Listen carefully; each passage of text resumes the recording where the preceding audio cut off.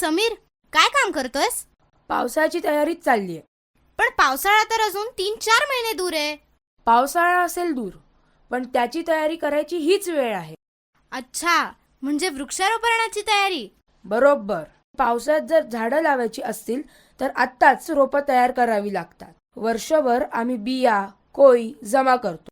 माती, रेती, कंपोस्ट आणि नारळाच्या क्वायरने रोपांच्या प्लास्टिकच्या पिशव्या भरायच्या आणि त्यात बिया पेरून त्यांना रोज पाणी द्यायचं. झालं काम. कोणत्या झाडांची रोपं लावता तुम्ही?